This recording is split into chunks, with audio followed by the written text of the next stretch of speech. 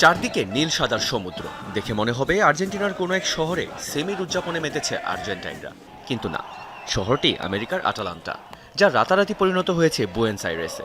রাজপথ কাঁপিয়ে বান্দেরাজো উৎসবে মাতোয়ারা আর্জেন্টাইন সমর্থকরা। লক্ষ্য একটাই, ফাইনালে যাওয়া আর বিশ্বজয়।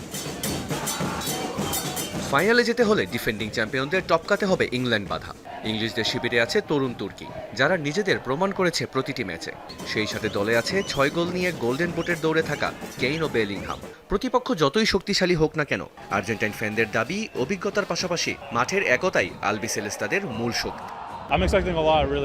আর্জেন্টিনার খেলা মানেই দুর্দান্ত কামব্যাক। এই দলের রক্তে আছে আবেগ আর ভালোবাসা। আর্জেন্টিনার খেলায় নাটক থাকবে, সাসপেন্স থাকবে। এটা একটা দারুণ গল্প।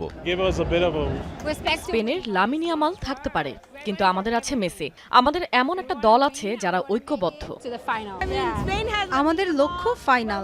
তবে হ্যাঁ, ইংল্যান্ড আমাদের একটু ঘাম ছুটিয়ে দেবে, কঠিন পরীক্ষা নেবে, কিন্তু আর্জেন্টিনার উপর আমার পূর্ণ ভরসা আছে, আমরাই জিতবো।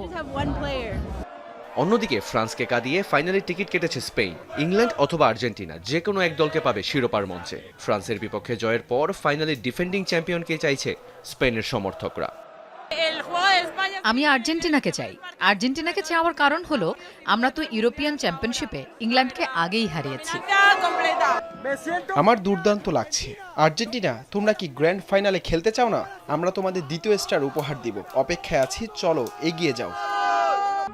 আটালান্টা স্টেডিয়ামে বুধবার রাত 1টায় মুখোমুখি হবে ইংল্যান্ড ও আর্জেন্টিনা। একদিকে কেইন বেলিংহামদের আধুনিক ফুটবল, অন্যদিকে মেসি আলভারেজদের লাতিন জাদু।